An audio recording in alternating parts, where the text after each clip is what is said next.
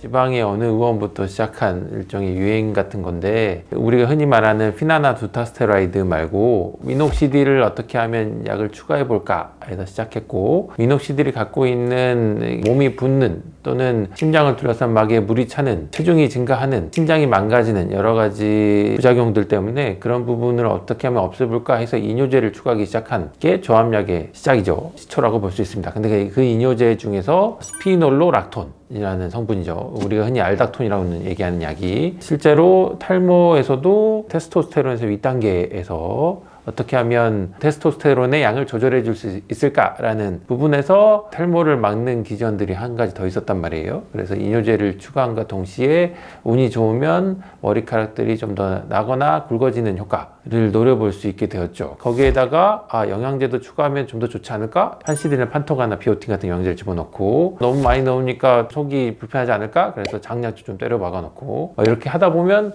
엄청나게 약이 개수가 많아지겠죠. 저함약의 기본은 이 세 가지 성분. 첫 번째는 피나나 두타스테로이드 같은 우리가 계속 먹고 있는 탈모약들, 그 다음에 미녹시딜, 그 다음에 이뇨제 중에서 알닥톤, 주로 이거를 세 가지를 조합한 것들 저함약이라고 보고요. 그 다음에 거기에다가 영양제를 어떻게 추가하느냐에 따라서 저함약의 구성이 조금 달라진다라고 보시면 됩니다.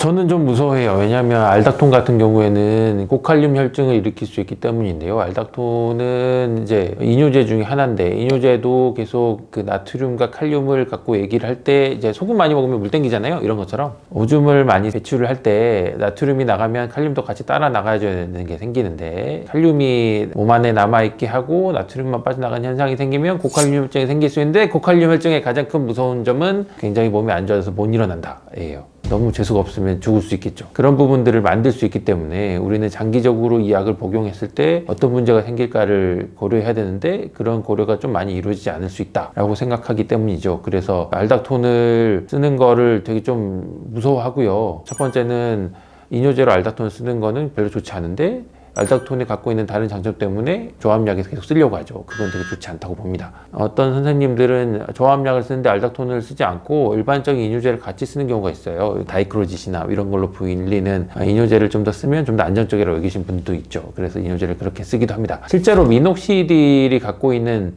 무서움도 있거든요. 우리가 요즘에 미녹시딜을 하도 많이 드시지만, 미녹시딜을 굉장히 많이 드시기 시작하면 고용량으로 몸이 부종이 생기면서 문제를 일으키기도 해요. 밖에만 부으면 문제 없겠는데 안쪽이 장기 주변이 계속 부으면 우리는 문제가 있는지도 모르고 뭐 문제인지 모르는데 갑자기 몸이 안 좋아지는 현상이 생길 수가 있겠죠. 그래서 심혈관계 질환에 갖고 있는 분들이나 심혈관계 질환에 가족력이 있는 분들 되게 좀 조심하셔야 되는 약이거든요. 지금 우리가 장기적으로 먹어야 되는 탈모약이라고 우리가 봤을 때, 모든 약들의 기본 조건들은 그 약들을 어디까지 유지할 수 있느냐로 따져봐야 되거든요. 그러니까 어떤 질환을 치료하기 위해서 저용량으로 계속 모니터를 하면서 어떻게 약을 먹을 것인가까지 우리가 고려해야 되는데, 그런 고려가 좀 더 적게 되면 이 조합약들의 조합 자체가 되게 무서워질 수 있어요. 그래서 미녹시딜류도 함부로 먹어서는 안 되죠, 실제로는. 근데 요즘에는 많이들 드시고 계시죠.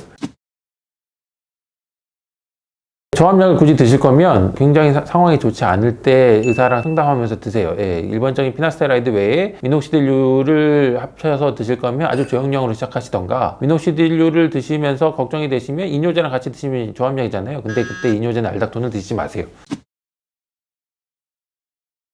미녹시딜을 같이 좀 먹고 싶은데 라고 하면 미녹시딜을 저용량으로 처방해 드리긴 해요. 이제는 눈치 봐서 처방하기 시작한 거죠. 그래서 저는 1.25mg 4분의 1정 정도, 쪼개기가 가능하면 5분의 1정 이런 것도 좋긴 하겠습니다. 그래서 아주 저용량으로 먹자라고 얘기를 하긴 합니다. 탈모약 계속 드시는데 탈모약이 약발이 떨어져요. 근데 뭘 더 하고 싶은데 미녹시딜을 추가하고 싶어요. 이게 저함약의 시초죠. 그죠? 이해했죠?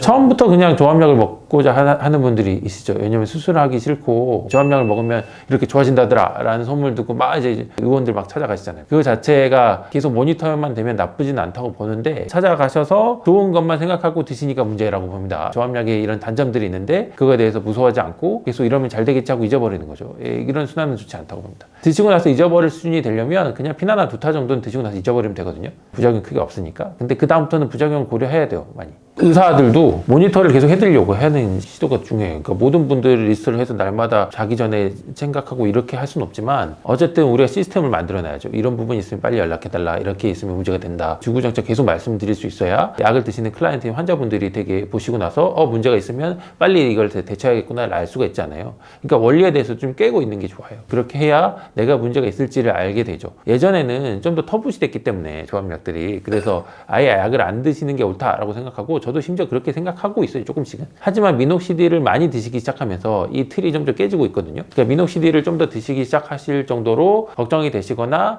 필요를 하시거나 특히 여성분들이 미녹시딜류를 드시려고 이렇게 애를 쓰고 있다 보면 결국은 미녹시딜이 어디서 해로운지를 우리가 알고 있어야 그에 대해서 다시 대처를 할 수 있게 되죠. 그런 비슷한 유로 의사들이 지정해서 이런 거는 약을 먹읍시다 라고 원래 상황과 달리 처방하기도 합니다. 미녹시딜이나 아니면은 피나나 두타도 여성들한테 처방하기 시작했거든요.